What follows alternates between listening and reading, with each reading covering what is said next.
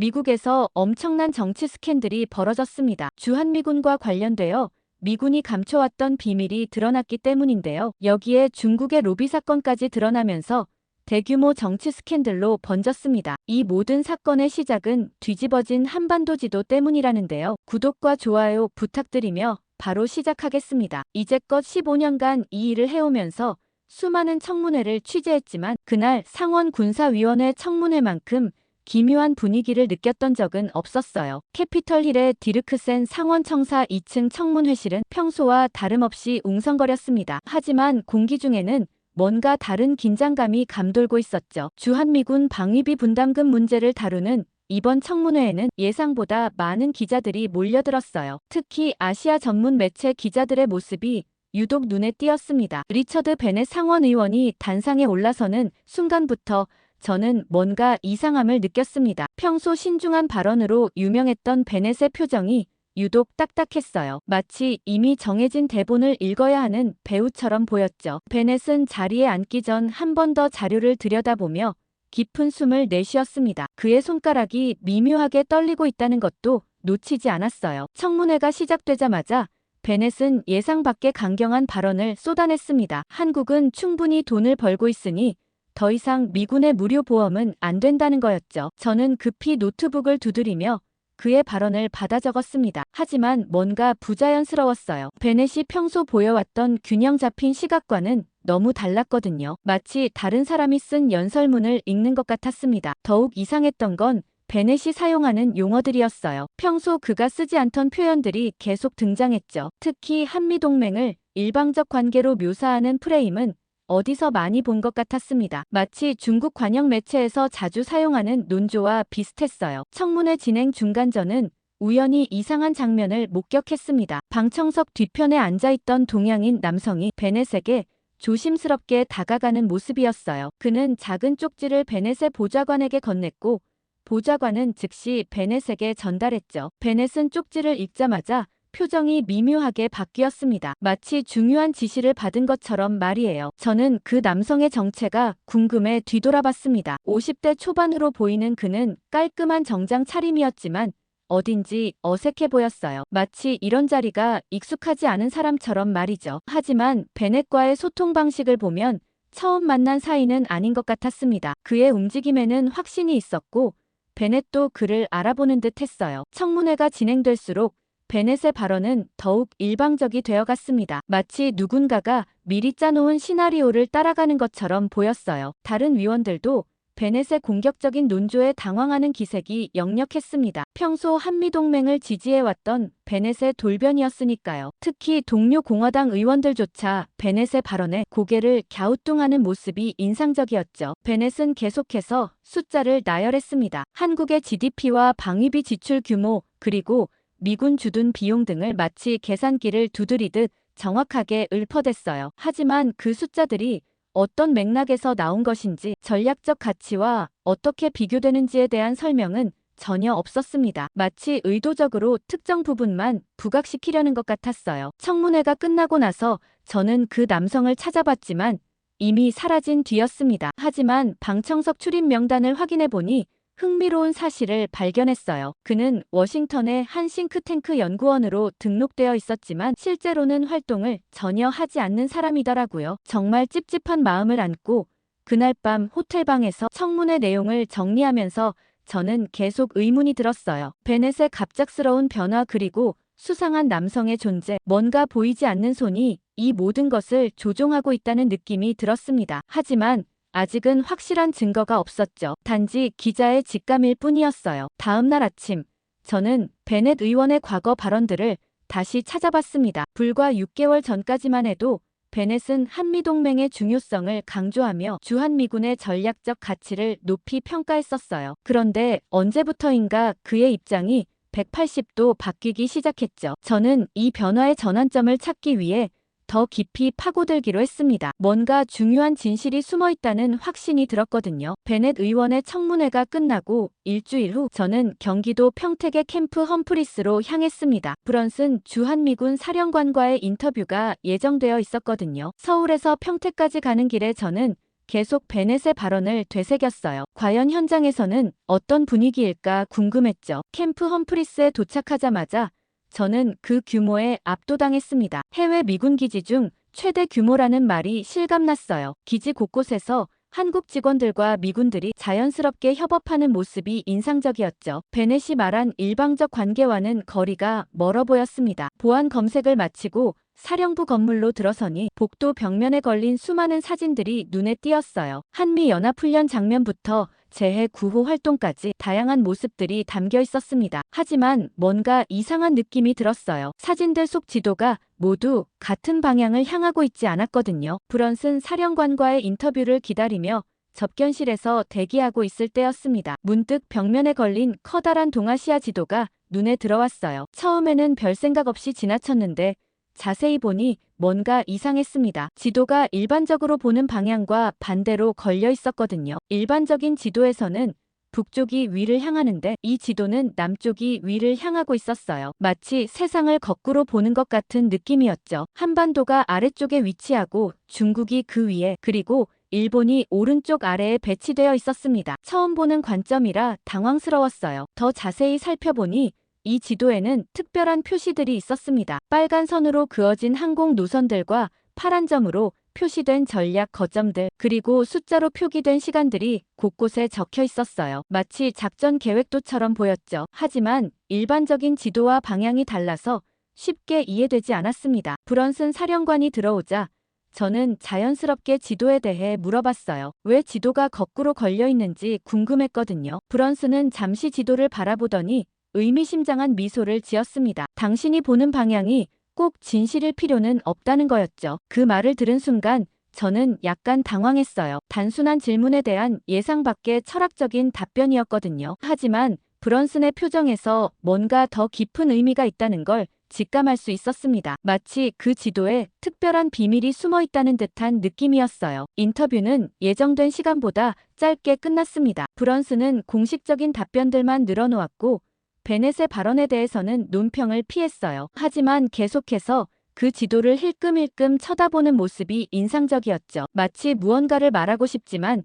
참고 있는 것 같았습니다. 인터뷰가 끝나고 나가는 길에 저는 다시 한번 그 지도를 자세히 봤어요. 이번에는 좀 더 주의 깊게 살펴봤죠. 빨간 선들이 모두 한반도에서 시작되어 다른 지역으로 뻗어나가고 있다는 걸 발견했습니다. 타이완 방향, 필리핀 방향, 심지어 괌까지 연결되어 있었어요. 특히 눈에 띄는 건 시간 표시였습니다. 서울에서 각 지점까지의 비행시간이 정확하게 표기되어 있었어요. 타이완까지 2시간, 또 필리핀까지 3시간, 그리고 괌까지 3시간 30분이라고 적혀 있었죠. 마치 긴급 출동 계획처럼 보였습니다. 기지를 나서면서 저는 계속 그 지도가 머릿속에서 맴돌았어요. 왜 하필 거꾸로 걸어둔 걸까? 서울로 돌아가는 기차 안에서 저는 노트북을 꺼내 오늘 있었던 일들을 정리했습니다. 베넷의 청문회와 오늘 본 지도 사이에 어떤 연관성이 있을까 생각해봤어요. 혹시 베넷이 말한 주한미군의 가치 문제와 이 뒤집힌 지도가 관련이 있는 건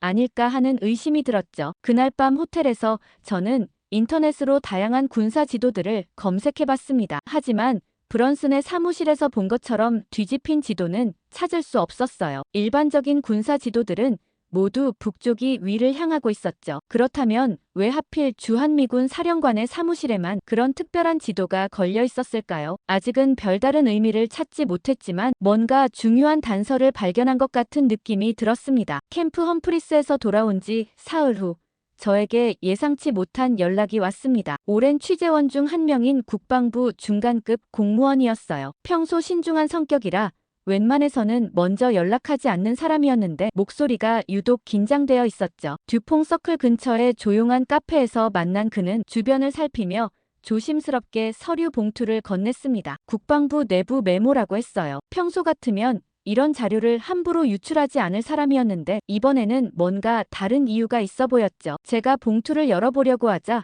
제 손을 다급히 막았습니다. 화장실에서 몰래 열어보고 바로 버리라고 했죠. 도대체 무슨 자료길래 이렇게 까다롭게 구는지 의아했지만 순순히 그의 지시에 따랐습니다. 화장실에서 몰래 봉투를 열어본 순간 저는 깜짝 놀랐습니다. 첫 번째 메모의 제목이 중국 민감성 고려 관련 지침이었거든요. 내용을 읽어보니 더욱 충격적이었어요. 한국 주둔 전략과 관련된 정보 유출을 자제하라는 내용이었죠. 특히 눈에 띄는 부분은 전략적 유연성 적용 대상이라는 항목이었습니다. 타이완과 남중국해 그리고 필리핀이 명시되어 있었어요. 그런데 이 지역들이 바로 브런슨 사령관 사무실에서 본 지도에 빨간 선들이 향하던 곳들이었죠. 우연의 일치치고는 너무 정확했습니다. 게다가 주한미군의 전략적 가치에 대한 공개적 언급을 피하라는 지시가 담겨 있었습니다. 특히 중국과의 관계를 고려할 때 민감한 사안이라는 표현이 반복적으로 등장했어요. 중국이라는 말이 이렇게 자주 나오는 게 이상했어요. 마치 누군가의 눈치를 보고 있다는 느낌이 들었죠. 카페로 돌아와 취재원에게 더 자세한 설명을 요청했습니다. 그는 최근 몇 달 사이 국방부 내부 분위기가 이상하게 바뀌었다고 했어요. 평소 공개적으로 논의되던 한미동맹 관련 자료들이 갑자기 기밀로 분류되기 시작했다는 거였죠. 더욱 놀라운 건 이런 변화가 베넷 의원의 청문회 이전부터 시작됐다는 사실이었습니다. 마치 누군가가 미리 판을 짜놓고 움직이고 있다는 느낌이었어요. 베넷의 발언도 이런 흐름의 연장선상에 있었던 거죠. 그날 오후 저는 워싱턴 DC의 또 다른 취재원을 만나기로 했습니다. 유명 싱크탱크에서 일하는 연구원이었어요. 평소 아시아 정책을 전문으로 다루는 사람이라 한미동맹에 대한 인사이트가 풍부했죠. 하지만 오늘은 평소와 다른 이야기를 들려줬습니다. 최근 워싱턴 정가에서 흥미로운 담론이 확산되고 있다는 거였어요. 한국이 오히려 미군을 위험에 빠뜨린다는 논리였죠. 중국과의 충돌 가능성을 높이고 미국을 원하지 않는 전쟁에 끌어들일 수 있다는 주장이었습니다. 이런 담론의 시작점을 추적해보니 흥미로운 패턴이 발견됐다고 하더라고요. 특정 연구기관들에서 비슷한 시기에 유사한 보고서들이 나오기 시작했다는 거였죠. 마치 조율된 것처럼 일관된 메시지를 담고 있었습니다. 한국은 부담이고 주한미군은 불필요한 위험 요소라는 프레임이었어요. 취재원은 더욱 충격적인 이야기를 들려줬습니다. 이런 보고서들을 작성한 연구자들 중 상당수가 최근에 중국계 단체들로부터 연구비를 지원받았다는 거였어요. 직접적인 연관성을 증명하기는 어렵지만 타이밍이 너무 의심스러웠죠. 저녁 무렵 호텔로 돌아와 오늘 수집한 정보들을 정리하기 시작했습니다. 퍼즐 조각들이 하나씩 맞춰지기 시작하는 느낌이었어요. 베넷의 갑작스러운 변화와 국방부의 비밀주의 그리고 싱크탱크들의 일관된 메시지까지 국방부 메모를 다시 읽어보니 더욱 명확해졌습니다. 중국의 민감성을 고려한다는 표현이 계속 나오는데 정작 미국의 국익은 어디에 있는지 의문이 들었어요. 왜 동맹국인 한국과의 관계보다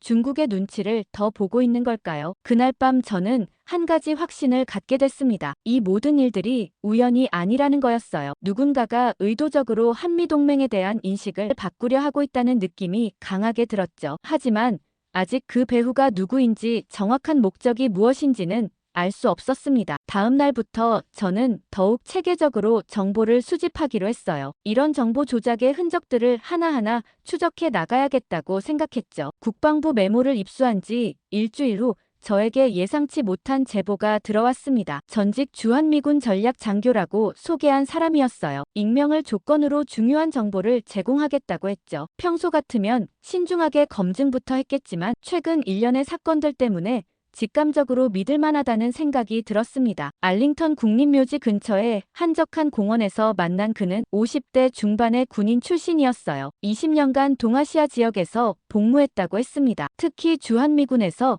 5년간 전략 기획 업무를 담당했다고 하더군요. 그의 말투에서 전문성과 확신이 느껴졌어요. 저는 제보자에게 먼저 브런슨 사령관 사무실의 뒤집힌 지도에 대해 혹시 아는 게 있냐고 물어봤습니다. 그러자 그는 제가 그 지도를 봤다는 걸 어떻게 알았는지 놀라웠어요. 알고 보니 주한미군 내부에서도 그 지도에 대한 소문이 돌고 있었다고 합니다. 일반적이지 않은 방식으로 걸려 있어서 많은 사람들이 궁금해했다는 거였죠. 그러면서 그는 조심스럽게 태블릿을 꺼내 저에게 보여줬습니다. 브런슨 사령관 사무실의 지도와 똑같은 형태였어요. 남쪽이 위를 향하는 뒤집힌 동아시아 지도였죠. 하지만 이번에는 더 자세한 정보들이 표시되어 있었습니다. 지도에는 복잡한 항공 노선들이 그려져 있었어요. 모든 노선이 한반도에서 시작되어 주변 지역으로 뻗어나가고 있었습니다. 빨간 실선은 전투기 항로와 파란 점선은 수송기 항로, 그리고 녹색 화살표는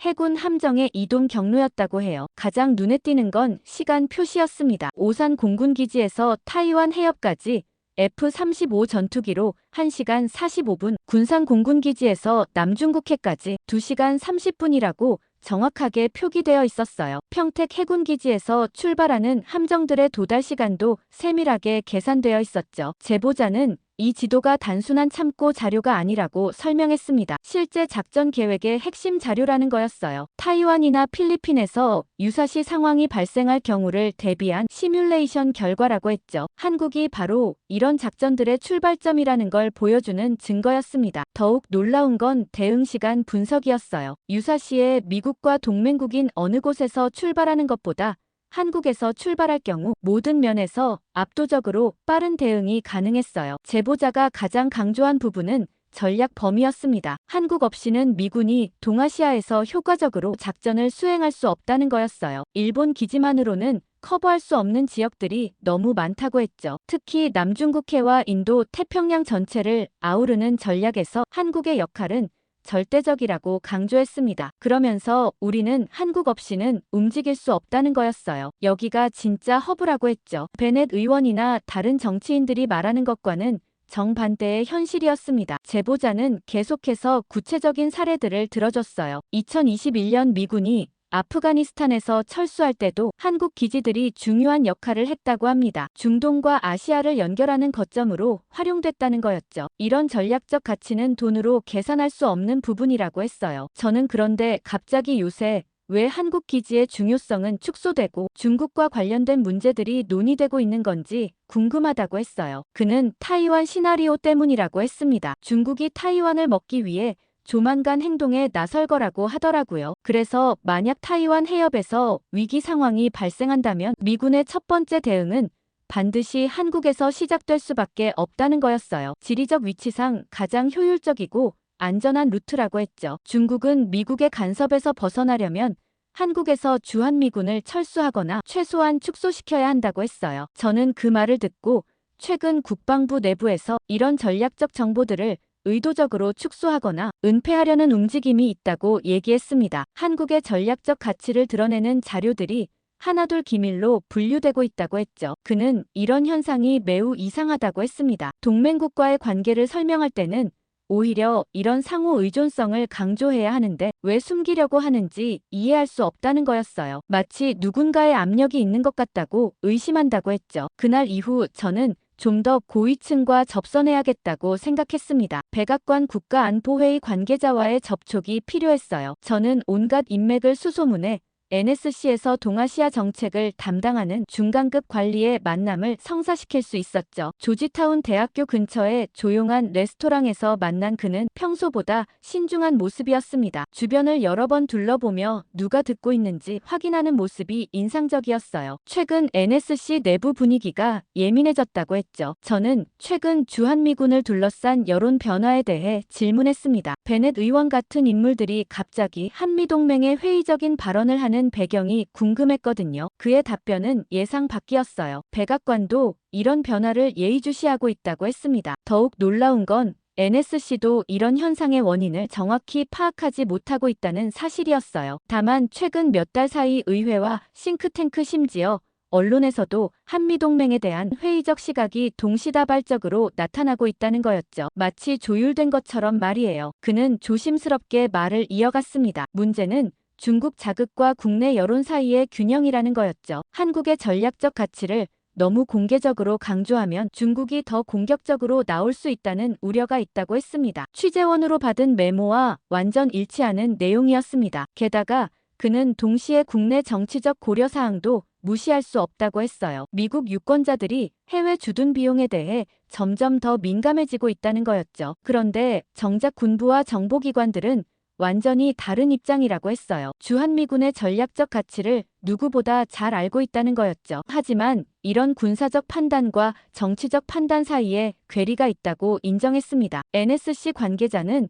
더욱 구체적인 이야기를 들려줬어요. 최근 중국 측에서 다양한 채널을 통해 미국의 메시지를 보내고 있다고 합니다. 한반도 문제를 포함해 동아시아 전반에 대한 미국의 개입을 자제해달라는 내용이었다고 해요. 특히 주목할 만한 건 중국이 경제적 협력과 안보적 경쟁을 분리해서 접근하자고 제안하고 있다는 사실이었습니다. 무역과 투자는 유지하되 군사적 대립은 피하자는 논리였어요. 겉으로는 합리적으로 보이지만 실제로는 미국의 동맹 체계를 약화시키려는 전략이라고 분석했죠. 그는 베넷 의원의 최근 변화에 대해서도 언급했습니다. 평소 베넷은 균형 잡힌 시각을 가진 의원으로 평가받았는데 최근 발언들은 그의 평소 성향과 맞지 않는다고 했어요. NSC에서도 이런 변화를 주의 깊게 지켜보고 있다고 했죠. 저는 한국 관련 군사 보고서가 비공개로 전환됐던데 그것도 혹시 베넷 의원이 주도한 일이냐고 물어봤습니다. 그러자 그는 자기도 잘 모르겠다며 의회 군사위원회 차원에서 내린 결정이라고 했어요. 원래 공개될 예정이었던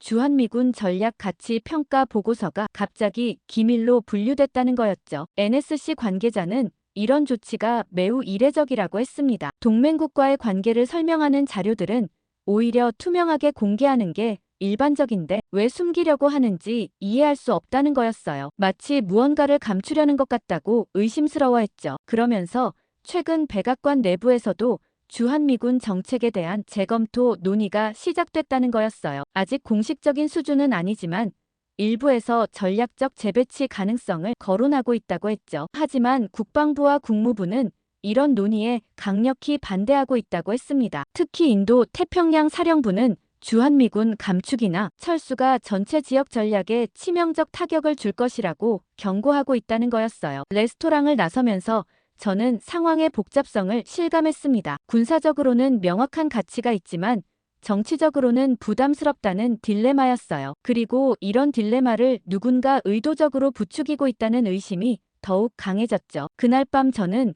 베넷의 비공개 지시에 대해 더 자세히 조사해 보기로 했습니다. 어떤 보고서가 기밀로 분류됐는지, 그 보고서에는 어떤 내용이 담겨 있었는지 알아봐야겠다고 생각했어요. 진실에 한 걸음 더 다가간 느낌이었지만 동시에 더 큰 벽에 막힌 것 같기도 했습니다. NSC 관계자의 마지막 말이 계속 머릿속에 맴돌았어요. 우리는 다 알고 있지만 말할 수 없다는 것, 과연 무엇을 알고 있으면서도 숨기고 있는 걸까요? 그리고 그 침묵 뒤에는 어떤 거대한 이해관계가 숨어 있는 걸까요? NSC 관계자와의 만남 이후 며칠 동안 저는 베넷 의원의 후원금 내역을 추적해봤습니다. 공개된 자료만으로는 한계가 있었지만 최근 몇 년간 그의 기부금 패턴에서 흥미로운 변화를 발견할 수 있었어요. 특히 2022년부터 아시아계 단체들로부터의 후원이 급격히 증가했다는 점이 눈에 띄었죠. 그러던 중 예상치 못한 곳에서 결정적인 제보가 들어왔습니다. 워싱턴의 한 유명 싱크탱크에서 일하는 직원이었어요. 익명을 조건으로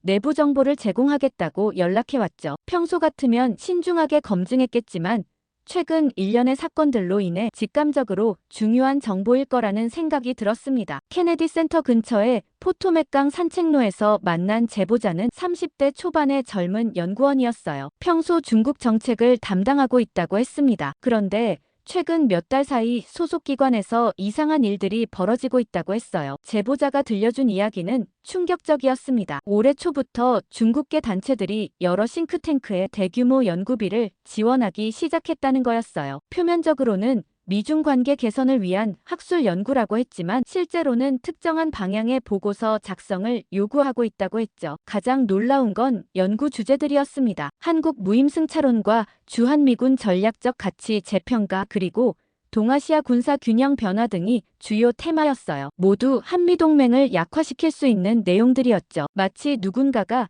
의도적으로 이런 담론을 퍼뜨리려는 것 같다고 했습니다. 제보자는 조심스럽게 USB를 건넸습니다. 소속 기관에서 작성된 보고서 초안들이라고 했어요. 아직 공개되지 않은 자료들이라 절대 출처를 밝히면 안 된다고 당부했죠. 하지만 이런 내용들이 곧 공식 발표될 예정이라고 경고했습니다. 호텔로 돌아와 USB 내용을 확인해 본 순간 저는 경악했습니다. 한국을 전략적 부담으로 묘사하는 보고서들이 가득했어요. 주한미군이 미국을 원하지 않는 분쟁에 끌어들일 위험성이 있다는 분석, 한국의 경제력에 비해 방위비 부담이 적다는 논리와 심지어 중국과의 관계 개선을 위해 한미동맹을 재고해야 한다는 주장까지 있었죠. 더욱 충격적인 건 이런 보고서들의 작성자 명단이었습니다. 평소 한미동맹을 지지했던 연구자들도 포함되어 있었어요. 제보자의 설명에 따르면 이들은 모두 최근 중국계 단체들로부터 개별적으로 연구비를 지원받았다고 합니다. USB에는 더욱 구체적인 증거들이 들어있었어요. 중국계 로비 단체가 작성한 캠페인 전략 문서였습니다. 미국 여론을 조작하기 위한 치밀한 계획이 담겨 있었죠. 학계와 언론 그리고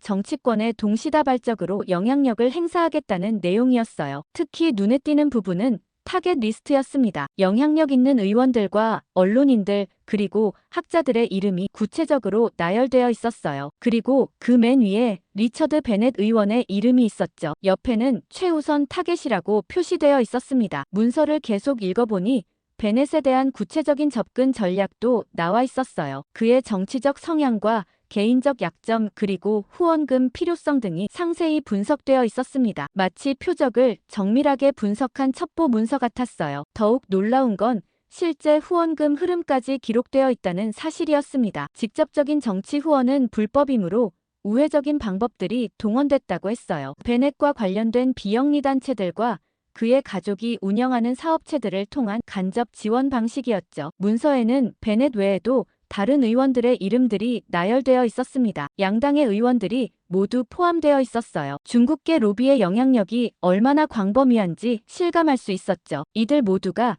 최근 한미동맹에 대해 회의적인 발언을 하기 시작했다는 점이 우연이 아니었습니다. 가장 충격적인 부분은 언론 전략이었어요. 특정 기자들과 매체들을 통해 한국 무임승차론을 확산시키겠다는 계획이 상세히 나와 있었습니다. 심지어 보도 타이밍까지 조율하고 있었어요. 마치 교향곡을 연주하듯 치밀하게 계획된 정보 조작이었죠. 문서 말미에는 최종 목표가 명시되어 있었습니다. 주한미군 철수를 통한 미국의 동아시아 개입 약화와 중국의 지역 패권 확립을 위한 환경 조성이라고 되어 있었어요. 한미동맹 파괴가 바로 중국의 전략적 목표였던 겁니다. 그날 밤 저는 이 모든 증거들을 어떻게 활용할지 고민했습니다. 단순히 기사로 쓰기에는 너무 민감한 내용이었어요. 하지만 이런 조직적인 정보 조작을 그대로 방치할 수도 없었죠. 미국의 국익과 동맹국과의 신뢰가 걸린 문제였으니까요. 베넷 의원의 갑작스러운 변화와 싱크탱크들의 일관된 메시지 그리고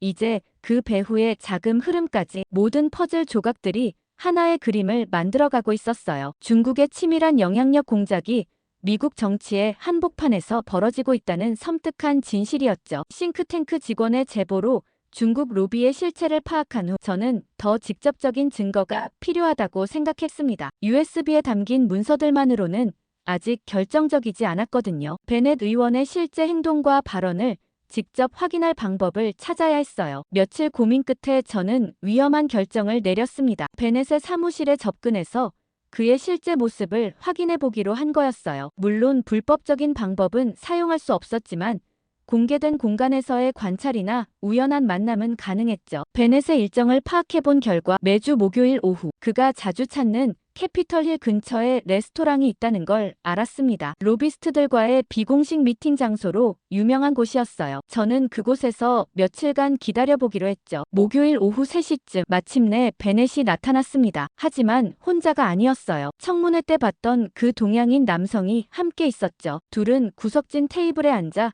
조용히 대화를 나누고 있었습니다. 저는 가까운 테이블에 앉아 최대한 자연스럽게 그들의 대화를 엿들으려 했어요. 다행히 레스토랑이 그리 시끄럽지 않아서 몇 마디는 들을 수 있었습니다. 하지만 그들이 너무 조심스럽게 이야기해서 전체 내용을 파악하기는 어려웠어요. 그런데 갑자기 기회가 왔습니다. 그 동양인 남성이 잠시 자리를 비운 사이 베넷에게 전화가 걸려온 거였어요. 베넷은 전화를 받으며 목소리가 커졌고 저는 그 내용을 명확하게 들을 수 있었습니다. 베넷의 전화 내용은 충격적이었어요. 전략적으로 보면 미국이 한국에 방위비를 줘야 맞다고 말하고 있었거든요. 하지만 그런 말을 공개적으로 하면 자리를 잃는다고 했죠. 완전히 이중적인 모습이었습니다. 더욱 놀라운 건 그가 지도에 대해 언급한 부분이었어요. 출발지는 캠프 험프리스, 목적지는 타이완 해협이라고 명확히 말했습니다. 브런슨 사령관의 뒤집힌 지도가 보여주는 바로 그 전략적 가치를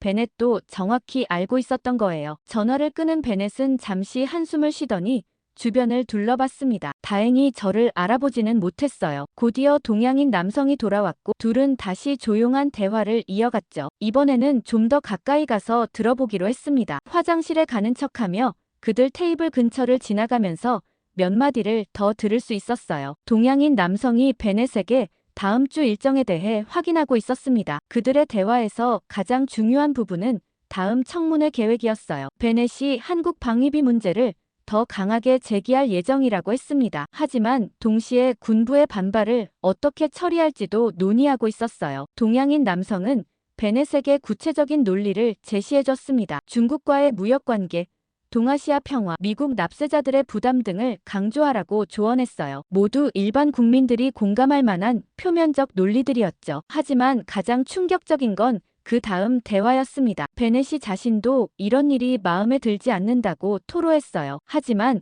선택의 여지가 없다는 듯한 말투였죠. 무언가에 얽매여 있다는 느낌이 강하게 들었습니다. 동양인 남성은 베넷을 달래면서도 계속 압박하고 있었어요. 이미 받은 지원에 대한 책임이 있다고 말했죠. 그리고 앞으로도 계속 협력해야 한다고 강조했습니다. 완전히 조종당하고 있는 모습이었어요. 그들의 대화가 끝날 즈음 저는 중요한 정보를 하나 더 얻었습니다. 다음 주에 또 다른 의원들과의 미팅이 예정되어 있다는 거였어요. 한미동맹 회의론을 확산시키기 위한 조직적인 활동이 계속되고 있다는 증거였죠. 레스토랑을 나서면서 저는 복잡한 감정이 들었습니다. 베넷이 완전한 악역은 아니라는 생각이 들었어요. 오히려 중국 로비의 희생양에 가까워 보였죠. 하지만 그럼에도 불구하고 그의 행동이 미국의 국익을 해치고 있다는 사실은 변하지 않았습니다. 그날 밤 저는 오늘 들은 내용들을 정리하며 전체적인 그림을 그려봤어요. 중국 로비는 단순히 돈으로만 영향력을 행사하는 게 아니었습니다. 정치인들의 약점을 파악하고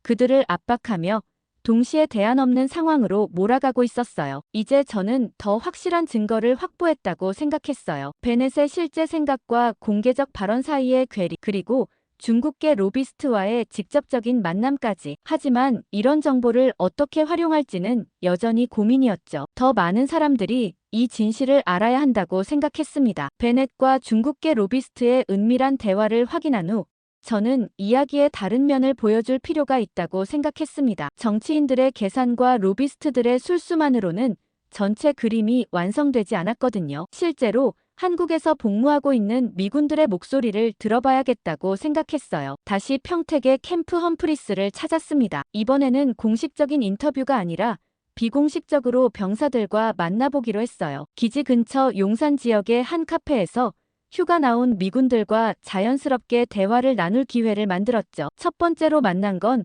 텍사스 출신의 마이클 상병이었습니다. 올해로 한국 복무 2년 차라고 했어요. 처음에는 경계하는 기색이 있었지만 제가 기자라고 밝히자 오히려 적극적으로 이야기를 들려주겠다고 했죠. 자신들의 진짜 생각을 미국 사람들이 알아야 한다는 거였어요. 마이클이 들려준 이야기는 워싱턴에서 들었던 정치적 논리와는 전혀 달랐습니다. 한국에서의 생활이 얼마나 의미 있는지, 한국 사람들이 얼마나 따뜻하게 대해주는지를 생생하게 설명해줬어요. 단순히 주둔하고 있는 게 아니라 진짜 가족 같은 느낌이라고 했죠. 특히 인상 깊었던 건 한국 사람들과의 일상적인 교류에 대한 이야기였어요. 기지 근처 식당 아주머니가 매번 음식을 더 주신다거나 지역 아이들이 영어를 배우고 싶어 해서 자원봉사로 가르쳐준다는 식의 소소한 에피소드들이었습니다. 하지만 마이클이 가장 강조한 부분은 전략적 중요성이었어요. 이곳이 단순한 주둔지가 아니라 진짜 핵심 거점이라는 거였죠. 동아시아 전체를 아우르는 작전의 출발점이라고 했습니다. 정치인들이 말하는 것처럼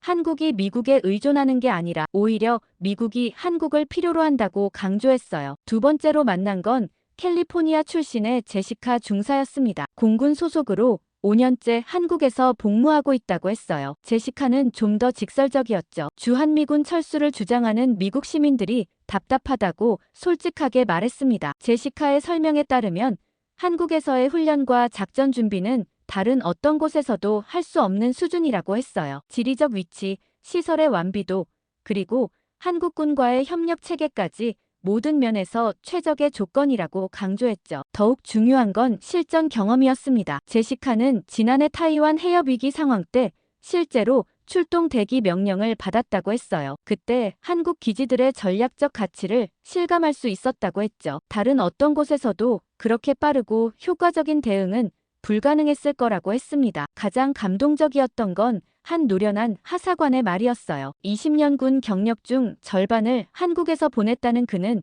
이런 말을 했습니다. 우리가 여길 지켜주는 게 아니라 여기가 나를 지켜준다는 거였어요. 한국이야말로 미국을 지키는 최전선이라고 했죠. 그의 설명은 매우 구체적이었습니다. 중국의 군사력 확장, 북한의 핵 위협, 그리고 러시아의 동아시아 진출까지 고려할 때 한국만큼 중요한 거점은 없다는 거였어요. 이곳을 포기하면 미국 본토까지 위험해진다고 경고했죠. 병사들과의 대화에서 가장 인상 깊었던 건 그들의 확신이었습니다. 정치인들의 계산적인 논리와는 달리 이들은 자신들이 하는 일의 가치를 명확히 알고 있었어요. 한미동맹이 단순한 거래 관계가 아니라 운명 공동체라는 인식이 강했죠. 한 공군 파일럿은 더욱 구체적인 예를 들어줬습니다. 작년에 필리핀에서 태풍 피해가 발생했을 때 구호작전에 참여했다고 해요. 한국에서 출발해서 가장 빠르게 현장에 도착할 수 있었다고 했죠. 이런 인도적 지원 활동도 한국 기지가 있기에 가능했다는 거였어요. 병사들은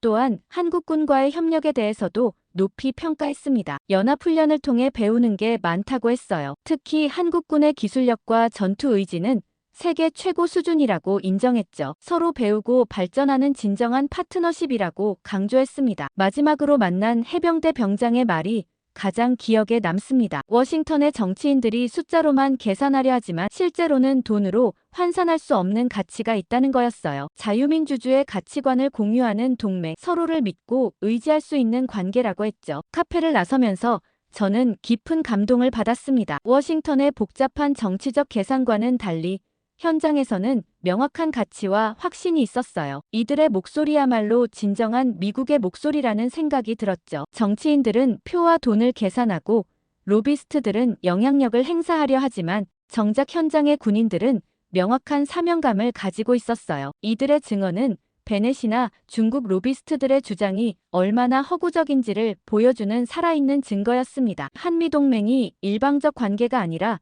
상호 이익과 가치를 공유하는 진정한 파트너십이라는 걸 확인할 수 있었죠. 이제 이런 현장의 목소리를 더 많은 사람들에게 전해야겠다고 다짐했습니다. 현장 군인들의 생생한 증언을 들은 후 저는 외교적 관점에서도 이 문제를 살펴봐야겠다고 생각했습니다. 정치인과 군인의 시각만으로는 전체 그림이 완성되지 않았거든요. 한국 정부는 이런 상황을 어떻게 바라보고 있을까 궁금했어요. 워싱턴의 한국 대사관을 통해 외교부 전직 관료와의 면담을 성사시킬 수 있었습니다. 30년간 한미 관계를 담당했던 베테랑 외교관이었어요. 현재는 민간 싱크탱크에서 활동하고 있지만 여전히 양국 관계에 대한 깊은 통찰력을 가지고 있다고 평가받는 분이었죠. 듀퐁 서클의 한 조용한 클럽에서 만난 그는 최근 워싱턴 분위기 변화를 예의주시하고 있다고 했습니다. 베넷 같은 의원들의 발언 변화가 단순한 개인적 견해가 아니라 더 큰 흐름의 일부라는 걸 파악하고 있었어요. 그가 들려준 분석은 매우 정교했습니다. 한미동맹은 심리전이라는 거였어요. 미국이 한국을 쉽게 다루려면 우리가 도움받는 존재로 만들어야 한다는 논리였죠. 이런 프레임이 고착화되면 협상에서 미국이 항상 우위를 점할 수 있다고 설명했습니다. 하지만 실제로는 정반대라는 게 그의 주장이었어요. 미국이 동아시아에서 패권을 유지하려면 한국은 절대적으로 필요한 파트너라는 거였죠. 지정학적 위치, 경제력, 군사력 모든 면에서 한국 없는 미국의 아시아 전략은 불가능하다고 강조했습니다. 특히 흥미로웠던 건 중국의 전략에 대한 분석이었어요. 중국은 직접적으로 한미동맹을 공격하지 않는다고 했습니다. 대신 미국 내부에서 동맹 피로감을 조성하고 비용 대비 효과에 대한 의문을 제기하게 만든다는 거였죠. 바로 지금 벌어지고 있는 상황이었어요. 전직 외교관은 로비스트들의 활동 패턴에 대해서도 상세히 설명해줬습니다. 이들이 사용하는 위기 조장형 보고서의 특징을 분석해줬어요. 항상 최악의 시나리오를 제시하고 한국이 미국을 전쟁에 끌어들일 위험성을 과장한다는 거였죠. 더욱 놀라운 건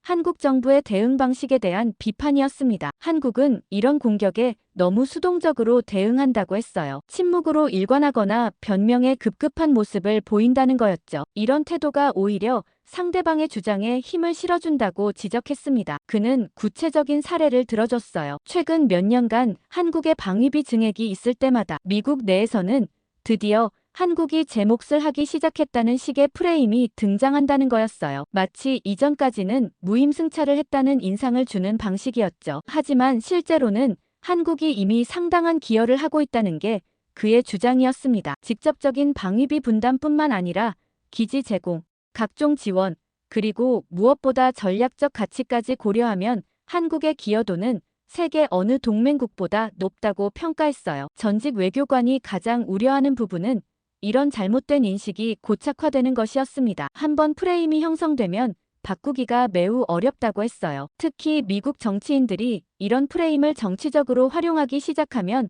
더욱 복잡해진다고 경고했죠. 그는 베넷 의원의 사례를 들며 이런 현상을 설명했습니다. 베넷이 개인적으로 한미동맹의 가치를 인정하면서도 공개적으로는 반대 논리를 펴는 이유가 바로 정치적 계산 때문이라는 거였어요. 유권자들에게 어필하기 위해서는 강한 미국을 내세워야 하고 그러려면 동맹국들을 비판하는 게 효과적이라는 논리였죠. 더욱 심각한 문제는 이런 담론이 미국의 젊은 세대에게 미치는 영향이었습니다. 한국 전쟁을 직접 경험하지 않은 세대들은 한미동맹의 역사적 배경을 잘 모른다고 했어요. 이들에게는 경제적 손익 계산이 더 중요하게 다가온다는 거였죠. 전직 외교관은 한국이 더 적극적으로 나서야 한다고 조언했습니다. 단순히 방어적으로 대응하지 말고 한국의 전략적 가치를 적극적으로 홍보해야 한다는 거였어요. 특히 미국의 젊은 세대와 정치인들에게 한미동맹의 미래 가치를 설득해야 한다고 강조했죠. 그가 제시한 해결책 중 하나는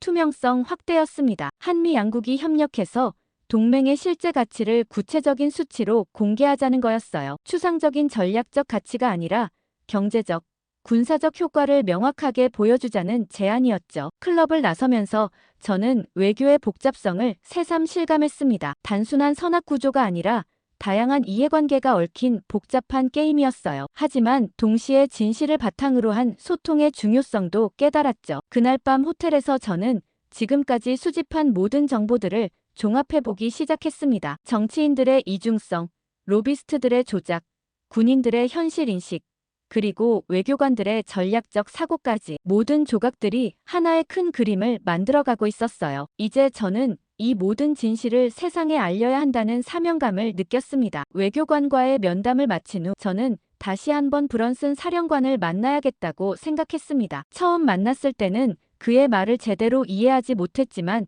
이제는 그 뒤집힌 지도의 진짜 의미를 알 것 같았거든요. 그리고 지금까지 수집한 모든 정보를 종합해서 그에게 직접 확인해보고 싶었어요. 캠프 험프리스에 다시 연락을 취했을 때 놀랍게도 브런슨 사령관이 직접 만나자고 제안했습니다. 이번에는 공식적인 인터뷰실이 아니라 그의 개인 사무실에서 만나자고 했어요. 마치 저의 방문을 기다렸다는 듯한 반응이었죠. 사령관 사무실에 들어서자마자 저는 그 유명한 뒤집힌 지도를 다시 보게 됐습니다. 이번에는 처음과는 완전히 다른 느낌이었어요. 이제 그 지도가 보여주는 모든 의미를 이해할 수 있었거든요. 한국이 단순한 피보호국이 아니라 미국 전략의 핵심 축이라는 걸 말이죠. 브런슨 사령관은 제가 지도를 바라보는 모습을 지켜보더니 미소를 지었습니다. 이제야 진짜 의미를 알게 되었다는 거였어요. 저는 솔직하게 털어놨습니다. 처음에는 단순히 거꾸로 걸린 지도라고 생각했지만 지금은 완전히 다른 관점에서 보게 됐다고 말이죠. 사령관은 천천히 지도 앞으로 다가가며 설명을 시작했습니다. 이 지도가 뒤집힌 게 아니라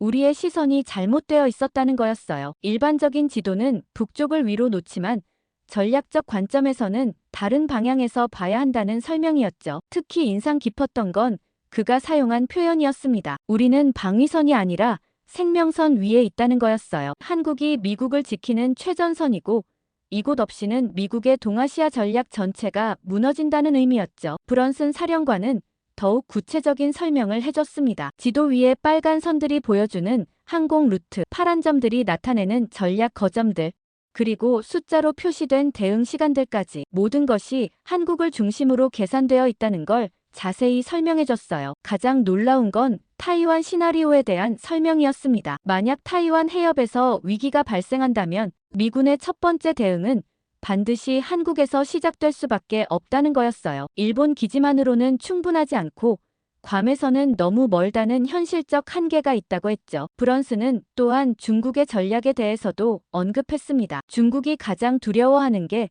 바로 한미동맹의 견고함이라는 거였어요. 그래서 다양한 방법으로 이 동맹을 약화시키려 한다고 설명했죠. 최근 워싱턴에서 벌어지고 있는 일들도 그런 맥락에서 봐야 한다고 했습니다. 사령관은 베넷 의원의 발언에 대해서도 의견을 물었습니다. 저는 지금까지 수집한 정보들을 바탕으로 베넷의 이중적 모습에 대해 설명했어요. 겉으로는 한미동맹을 비판하지만 실제로는 그 가치를 인정한다는 모순된 상황을 말이죠. 브런슨은 이런 현실에 대해 깊은 우려를 표했습니다. 정치적 계산이 군사적 현실을 압도하는 상황이 위험하다는 거였어요. 특히 중국의 영향력 공작이 미국 정치권 깊숙이 침투하고 있다는 사실을 군부에서도 인지하고 있다고 했죠. 그러면서 브런슨은 놀라운 제안을 했습니다. 주한미군 전략을 투명화하자는 거였어요. 지금까지 기밀로 분류되어 있던 전략적 가치 평가 자료들을 공개해서 진실을 알리자는 제안이었죠. 물론 작전 보안에 저촉되지 않는 선에서 말이에요. 사령관은 이런 투명화가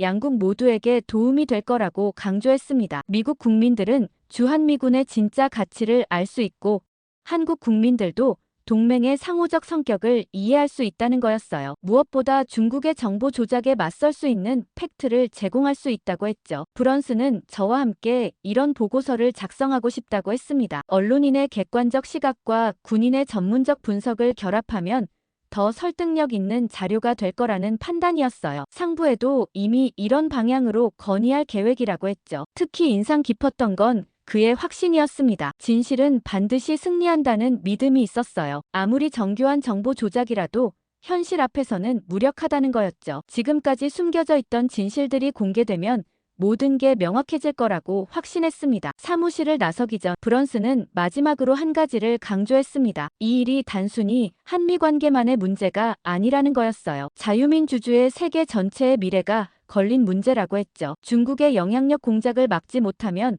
다른 동맹국들에게도 같은 일이 벌어질 거라고 경고했습니다. 기지를 나서면서 저는 큰 결심을 했습니다. 브런슨 사령관과 함께 이 모든 진실을 세상에 알리기로 한 거예요. 더 이상 정치적 계산이나 외교적 고려에 얽매이지 않고 팩트를 바탕으로 한 정직한 보도를 하겠다고 다짐했죠. 그날 밤 서울의 호텔에서 저는 지금까지의 여정을 돌아봤습니다. 베넷의 청문회에서 시작된 의문이 이제 거대한 진실의 발견으로 이어졌어요. 뒤집힌 지도가 보여준 새로운 관점, 그리고 그 안에 숨겨진 전략적 진실까지 이제 이 모든 걸 세상에 알릴 시간이 왔다고 생각했습니다. 브런슨 사령관과의 약속을 지키기 위해 저는 워싱턴으로 돌아와 본격적인 보도 작업에 들어갔습니다. 지금까지 수집한 모든 자료들을 체계적으로 정리하고 추가적인 확인 작업을 거쳐야 했어요. 이런 민감한 내용을 다루려면 완벽한 팩트 체크가 필수였거든요. 가장 먼저 CNN에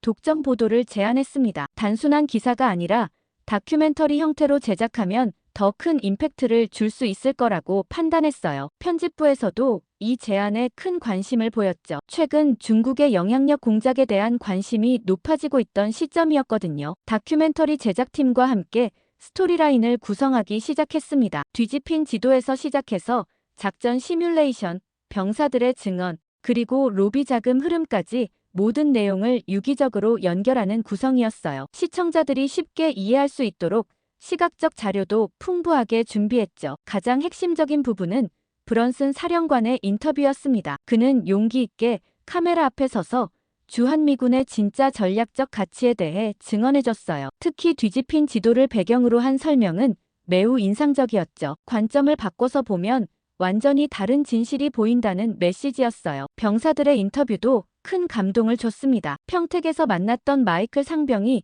다시 한번 출연해서 솔직한 이야기를 들려줬어요. 우리는 미국을 지키기 위해 한국에 있다는 그의 말은 기존 인식을 완전히 뒤바꾸는 강력한 메시지였죠. 가장 충격적인 부분은 베넷 의원의 이중성을 폭로하는 장면이었습니다. 레스토랑에서 녹음한 그의 전화 통화 내용이 공개되면서 그의 진짜 생각이 드러났어요. 공개적으로는 한미동맹을 비판하면서도 사적으로는 그 가치를 인정한다는 모순이 명확히 보였죠. 중국 로비의 자금 흐름을 추적한 부분도 매우 중요했습니다. 싱크탱크 직원이 제공한 USB 자료를 바탕으로 제작된 그래픽은 복잡한 로비 네트워크를 한눈에 보여줬어요. 어떻게 중국의 돈이 미국 정치권에 스며들었는지 구체적으로 확인할 수 있었죠. 다큐멘터리의 클라이맥스는 전직 주한미군 장교의 증언이었습니다. 그가 제공한 작전 시뮬레이션 자료들이 공개되면서 한국의 진짜 전략적 가치가 드러났어요. 특히 타이완 시나리오에서 한국이 얼마나 중요한 역할을 하는지 명확히 보여졌죠. 다큐멘터리 말미에는 NSC 관계자의 익명 인터뷰도 포함했습니다. 목소리 변조를 통해 신원을 보호하면서도 백악관 내부의 복잡한 상황을 생생하게 전달했어요. 중국 자극과 국내 여론 사이에서 고민하는 미국 정부의 딜레마가 잘 드러났죠. 프로그램이 방송되기 전 저희는 사전 홍보에도 신경을 썼습니다. 소셜미디어를 통해 예고편을 공개하고 주요 내용들을 미리 공개해서 관심을 끌었어요. 특히 뒤집힌 지도의 이미지는 큰 화제가 됐죠. 사람들이 그 의미를 궁금해하기 시작했어요. 방송 당일 시청률은 예상을 뛰어넘었습니다. 평소 정치 다큐멘터리보다 2배 이상 높은 시청률을 기록했어요. 더 중요한 건 방송 직후 소셜미디어에서 폭발적인 반응이 일어났다는 점이었죠. 가장 인상적이었던 반응은 베테랑들의 목소리였습니다. 한국 전쟁 참전 용사들과 주한미군 경험자들이 일제히 지지 의사를 표명했어요. 자신들이 그동안 느꼈던 바를 정확히 표현해줬다며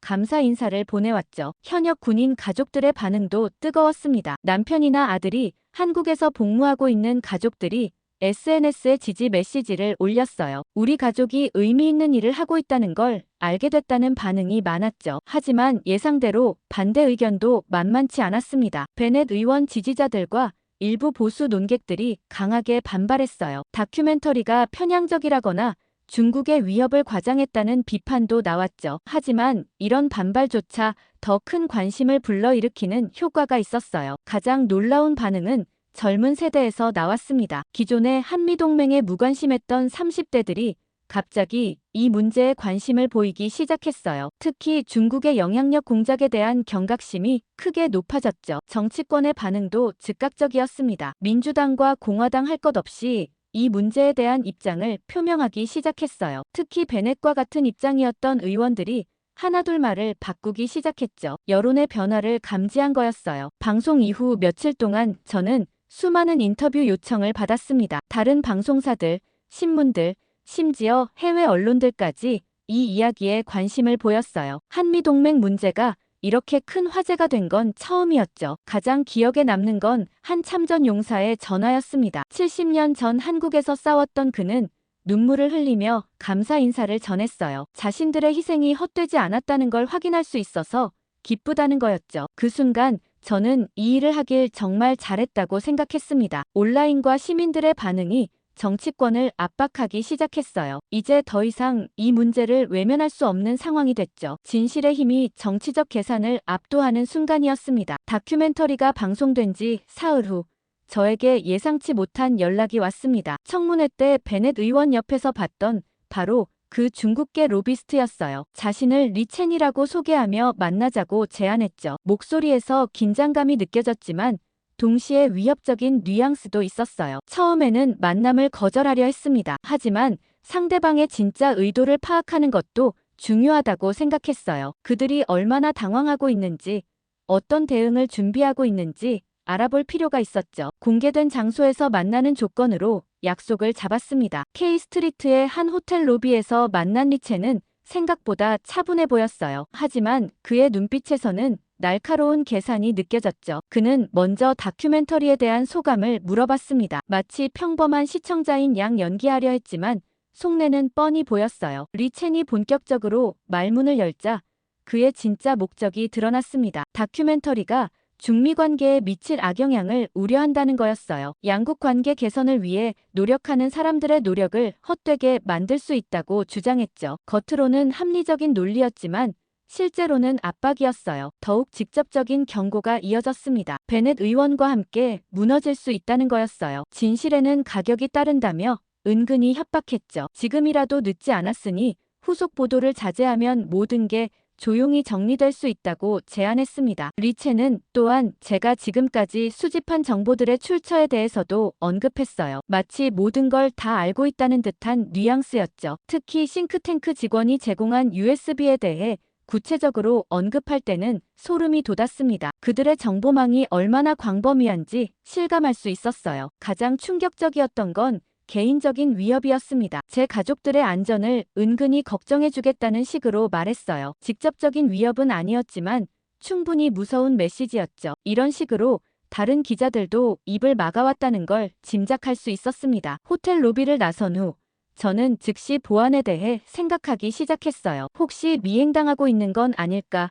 전화나 이메일이 감청당하고 있는 건 아닐까 하는 의심이 들었죠. 리첸의 경고가 단순한 엄포가 아닐 수도 있다는 생각이 들었습니다. 며칠 후 실제로 이상한 일들이 벌어지기 시작했어요. 먼저 제 휴대폰에 스팸 메시지가 폭증했습니다. 하루에 수백 개씩 의미불명의 메시지들이 쏟아져 들어왔어요. 단순한 스팸이 아니라 의도적인 방해 공작이라는 느낌이 강했죠. 더 심각한 건 법적 협박이었습니다. 베넷 의원의 변호사라고 명시한 법무법인에서 명예훼손 관련 경고장이 날아왔어요. 다큐멘터리의 일부 내용이 사실과 다르며 법적 조치를 검토하고 있다는 내용이었죠. 물론 구체적인 반박은 없었지만 압박용으로는 충분했어요. 가장 무서웠던 건 신변 위협이었습니다. 어느 날 밤 집에 돌아가는 길에 누군가 뒤를 따라오는 느낌이 들었어요. 뒤돌아봐도 명확하게 보이지는 않았지만 계속 시선이 느껴졌죠. 결국 경찰서에 들러서 호송을 요청해야 했습니다. 직장에서도 압박이 시작됐습니다. CNN 상부에 익명의 제보가 들어왔다고 해요. 제가 편향적 보도를 했으며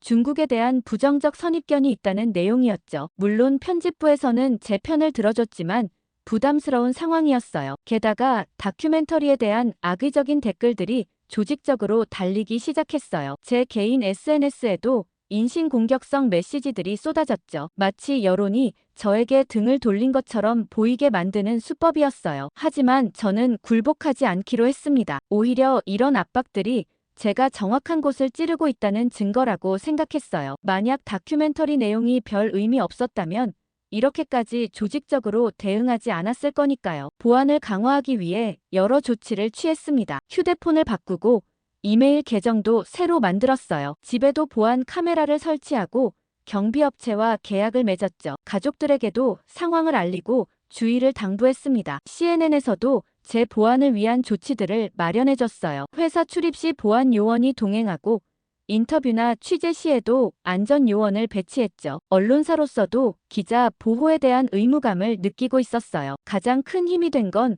동료들과 시청자들의 지지였습니다. 다른 기자들이 연대 의사를 표명해줬고 시청자들도 계속 응원 메시지를 보내줬어요. 특히 참전 용사들과 군인 가족들의 지지는 큰 용기가 됐죠. 그런 와중에 브런슨 사령관에게서 연락이 왔습니다. 제 상황을 알고 있으며 필요하면 언제든 도움을 주겠다는 거였어요. 군부에서도 이런 압박을 심각하게 보고 있다고 했죠. 제가 혼자가 아니라는 느낌이 들어 든든했습니다. 위협과 압박이 계속되는 상황에서도 저는 취재를 멈추지 않았어요. 오히려 더욱 철저하게 사실을 확인하고 추가 증거를 수집했죠. 진실을 밝히는 일을 포기할 수는 없었으니까요. 이제 더 많은 사람들이 이 진실을 알 권리가 있다고 확신했습니다. 중국 로비스트들의 압박이 계속되는 가운데 예상치 못한 곳에서 반격이 시작됐습니다. 다큐멘터리를 본 시청자들이 자발적으로 움직이기 시작한 거였어요. 특히 군인 가족들과 참전 용사들이 앞장서서 목소리를 내기 시작했죠. 가장 먼저 움직인 건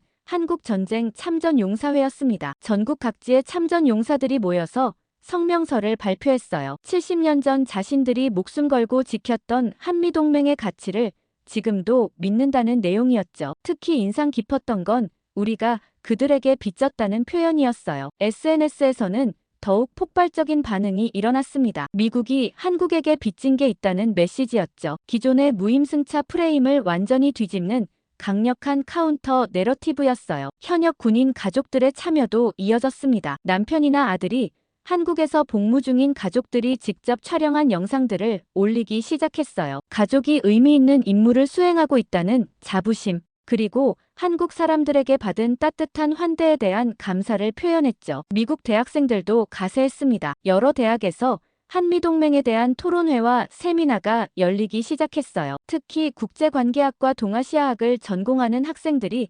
적극적으로 참여했죠. 기존의 무관심에서 벗어나 진지하게 이 문제를 다루기 시작한 거였어요. 온라인 커뮤니티에서도 흥미로운 현상이 일어났습니다. 레딧의 여러 서브레딧에서 한미동맹에 대한 토론이 활발해졌어요. 군사 전문가들, 역사학자들, 일반 시민들이 모여서 건설적인 토론을 벌였죠. 감정적 대립보다는 팩트 기반의 논의가 주를 이뤘어요. 가장 감동적이었던 건 소방관들과 응급구조사들의 참여였습니다. 한국에서 연수를 받거나 재해 구호 작업에 참여했던 경험을 공유하면서 한국의 기술력과 협력 정신을 높이 평가했어요. 군사적 동맹을 넘어선 인도적 파트너십의 가치를 보여줬죠. 이런 시민들의 자발적 참여가 정치권을 압박하기 시작했어요. 의원들의 사무실에 전화와 이메일이 쏟아졌고 타운홀 미팅에서도 이 문제가 주요 이슈로 다뤄졌죠. 정치인들이 더 이상 이 문제를 외면할 수 없는 상황이 된 거였어요. 여론조사 결과도 변화를 보여줬습니다. 한미동맹에 대한 지지도가 급상승했고 특히 젊은 세대에서의 지지도 증가가 두드러졌어요. 중국의 영향력 공작에 대한 경계심도 크게 높아졌죠. 저는 이런 변화를 지켜보며 깊은 감동을 받았습니다. 진실의 힘이 얼마나 강한지, 그리고 깨어난 시민들의 목소리가 얼마나 위력적인지 실감할 수 있었어요. 중국 로비의 정교한 조작도 깨어난 민중의 의지 앞에서는 무력했죠. 이제 반전의 여론이 워싱턴 정가를 완전히 뒤바꿔놓기 시작했습니다. 베넷 같은 정치인들이 더 이상 숨을 곳이 없어졌어요. 진실은 정말로 승리하고 있었습니다. 시민들의 자발적 참여로 여론이 완전히 바뀐 상황에서 상원군사위원회는 긴급 청문회를 소집했습니다. 베넷 의원을 포함해 관련된 모든 사안을 공개적으로 다루겠다는 결정이었어요. 여론의 압박을 더 이상 무시할 수 없었던 거죠. 청문회 개최 소식이 발표되자마자 저에게 증인 출석 요청이 들어왔습니다. 지금까지 수집한 모든 증거 자료를 제출하고 직접 증언해달라는 거였어요. 드디어 공식적인 무대에서 진실을 말할 기회가 온 거죠. 청문회 전날 밤 저는 모든 자료를 다시 한번 점검했습니다. 브런슨 사령관의 뒤집힌 지도 사진, 전직 주한미군 장교가 제공한 작전 시뮬레이션 자료, 싱크탱크 직원의 USB에 담긴 로비 후원 내역, 그리고 베넷의 이중적 발언을 담은 녹음 파일까지 모든 증거가 완벽하게 준비됐어요. 청문회 당일, 디르크센 상원청사는 그 어느 때보다 많은 취재진과 방청객들로 북적였습니다. 전국의 참전 용사들, 군인 가족들, 그리고 진실을 지지하는 시민들이 몰려들었어요. 이번만큼은 정말 투명한 청문회가 될 것 같았죠. 베넷 의원은 평소와 달리 초췌한 모습이었습니다. 지난 몇 주간의 여론 압박이 그에게 큰 부담이 됐다는 걸 알 수 있었어요. 하지만 여전히 자신의 입장을 고수하려는 듯 보였죠. 제가 증인석에 앉자 위원장이 선서를 받았습니다. 진실만을 말하겠다고 맹세한 후 저는 차근차근 지금까지의 발견 과정을 설명하기 시작했어요. 베넷의 청문회에서 느낀 의문부터 시작해서 브런슨 사령관의 뒤집힌 지도, 그리고 중국 로비의 실체까지 모든 걸 공개했습니다. 가장 큰 파장을 일으킨 건 브런슨 사령관의 지도 원본이었어요. 대형 스크린에 투영된 뒤집힌 지도를 보며 청문회장은 술렁였습니다. 한국을 중심으로 뻗어나가는 빨간 선들, 정확하게 계산된 대응 시간들, 그리고 전략적 거점들의 위치까지 한국의 진짜 가치가 한눈에 보였어요. 브런슨 사령관도 영상으로 증언했습니다. 현역 사령관이 공개 청문회에서 이렇게 솔직하게 말하는 건 매우 이례적인 일이었어요. 그는 주한미군이 단순한 파병이 아닌 미국 본토 생존 전략의 일부라고 명확하게 증언했죠. 로비 후원 내역이 공개될 때는 청문회장이 완전히 정적에 빠졌습니다. 중국계 단체들이 베넷을 포함한 여러 의원들에게 우회적으로 지원한 자금 흐름이 상세하게 공개됐어요. 직접적인 정치 후원금은 아니었지만 영향력을 행사하기에는 충분한 규모였죠. 베넷 의원의 이중적 발언을 담은 녹음 파일이 재생될 때는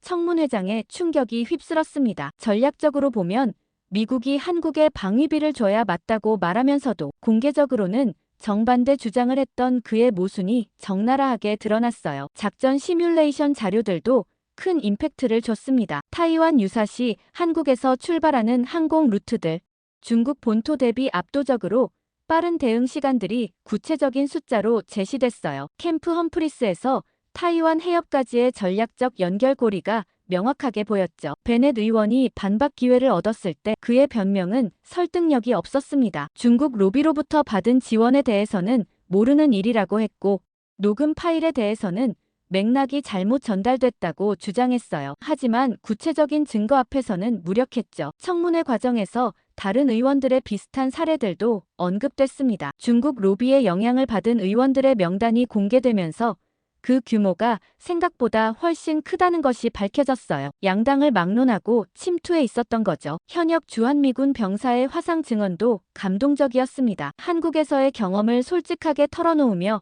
자신들이 보호받는 존재가 아니라 미국을 지키는 파수꾼이라고 강조했어요. 워싱턴의 정치적 계산과 현장의 현실 사이의 괴리를 여실히 보여줬죠. 청문회 마지막에 위원장이 공식 결론을 발표했습니다. 베넷 의원에 대한 윤리위원회 징계 절차 개시, 중국 로비 활동에 대한 전면적인 수사 착수, 그리고 가장 중요하게는 주한미군의 전략적 가치에 대한 재평가 작업 시작이었어요. 국방부도 즉시 공식 입장을 발표했습니다. 주한미군은 단순한 파병이 아닌 미국 본토 생존 전략의 일부라고 명확히 했어요. 그동안 기밀로 분류됐던 전략적 가치 평가 자료들도 일부 공개하기로 했죠. 청문회가 끝난 후 기자회견에서 저는 감격스러운 마음을 감출 수 없었습니다. 몇 달 전 베넷의 청문회에서 시작된 의문이 이렇게 큰 진실의 폭로로 이어질 줄은 상상도 못했어요. 진실의 힘이 얼마나 강한지 다시 한번 확인할 수 있었죠. 가장 중요한 성과는 한미동맹에 대한 인식 변화였습니다. 이제 더 이상 누구도 한국이 일방적으로 혜택을 받는다고 말할 수 없게 됐어요. 상호 이익과 전략적 가치를 바탕으로 한 진정한 동맹이라는 인식이 확립됐죠. 그날 밤 호텔에서 저는 브런슨 사령관에게 감사 인사를 전했습니다. 그의 용기 있는 증언이 없었다면 이런 결과는 불가능했을 거예요. 진실을 지키려는 사람들의 연대가 거대한 변화를 만들어낸 순간이었습니다.